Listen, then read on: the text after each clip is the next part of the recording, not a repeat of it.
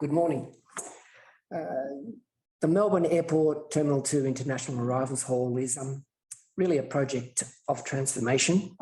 We started not with a blank canvas, but rather an existing space and all its conditions. It presented itself as a real perfect project of adaptive reuse. The Arrivals Hall was gloriously conceived in the 1970s, but sadly, as the decades progressed, it suffered a steady decline in terms of spatial quality and size and materiality. It didn't get better in the 90s, sadly. Driven by increase in passenger numbers, it would be easy to excuse the poor quality of the space by simply saying it got too crowded. But what was really apparent to us, understanding the history of the space, was that all the interventions over time didn't seem to pay necessary attention to materiality, sense of daylight, and just a quality of civic space. So these errors compounded on top of each other. What we did realise, however, that what was good in the 70s was in part still there, principally the access to daylight and views out. And what had been removed subsequent to the 70s did provide us with some clues as to what we should do next, principally understanding the use of materials and quality of materials. We, for example, kept the existing terrazzo floor as a bit of a nod to the legacy of the 70s. But more importantly, apart from anything else, the looking back piece of our study did tell us that this was a unique and special gathering place for Melbourne, and we were keen to re-establish that, really.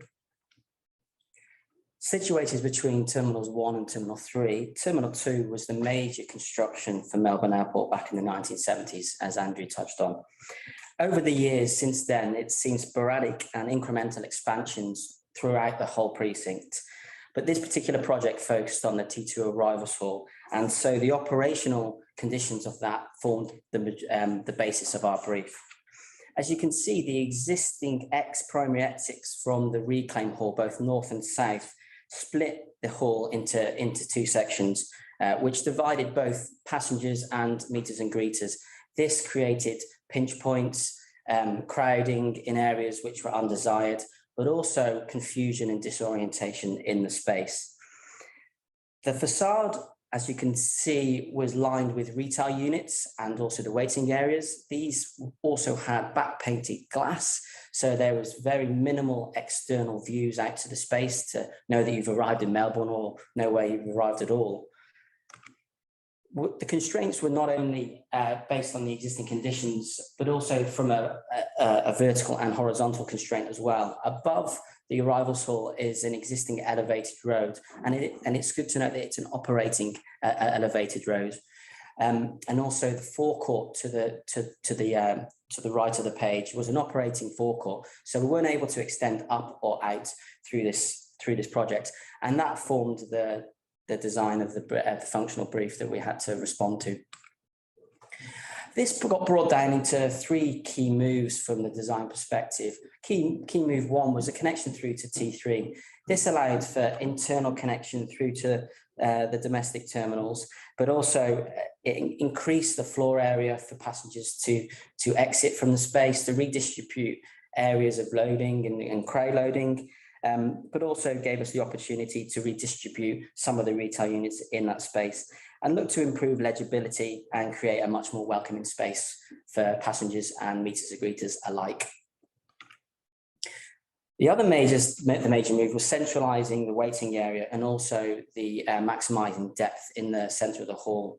As I touched on before, we weren't able to increase the footprint in terms of its depth, but we were able to redistribute some of those areas. And so by centralising the waiting area and bringing that bifurcated primary exit to the central area, we wanted to create more of a public and civic function space that quite frankly had been lost from the 1970s. This also allowed us to redistribute some of the retail units, but also clean up some of that facade area, which was back painted glass, and try to create some connections to the outside. Limiting expansions vertically and horizontally also provided challenges through the project, but we were able to cut back some small interventions in the lower ceiling heights and take advantage of the existing clerestory in that space to increase daylight into the depths of the hall. But one of the other elements was to centralize the waiting area and also provide that visual connection outside for the first time in probably 30 years. This small animation here takes those 3 moves and applies it to a more granular aspect.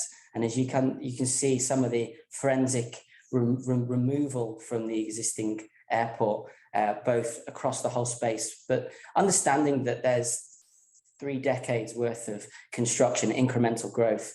So by scooping out some of the existing and improving some of the new interventions, we're able to create some new internal links, upgrade some of the existing amenities, but also to connect up through from the arrivals to departures terminal as well, which was a much needed connection, which was not there previously. As we move through the space and we move into the T2 arrivals hall, it was really key for us to kind of open up that central area to create that kind of civic space for both meeters and greeters and passengers, but also allowed us to upgrade some of the existing facilities in there at the time. But not to mention the elevated road is a significant constraint through the project, and the work with our consultant, structural and mechanical, allowed us to do so. Through all of this sort of complex brief, there was one clear message from the client, and that was, and it informed all of them design moves, was remove the mess, undo the faults of the previous work. So starting at the outside, if you may recall, the previous state of the space outside from the terminals was, well, frankly, chaotic. Taxi drivers hawking for business, smokers, tent-saters, bollards, litany of signage, just chaos exemplified. So for us, it was quite simple, really. A strong front door was really important. Clear. 40 seconds remaining. Decluttering this space, the chaos of it all, a strong address, making it legible. We did this by inserting oversized openings into the new curtain wall facade, crowned those with an anodized aluminium portal in champagne gold, backlit for effect. And we said, here it is, here is your new terminal entrance. And the spaces that connected were basically looking at the materials in the space.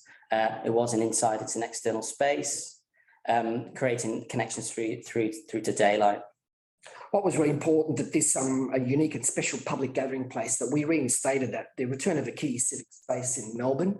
We didn't intend by slapping on a Melbourne billboard onto our spotted gum back wall, but through the design process, literally the letters emerged from detailing this, knowing that passengers get quite close to the space and these sinuous curves, and from that the spotted gum itself formed the letters telling you where you are literally and welcoming you back to a key public space, a key civic part of Melbourne. Thank you.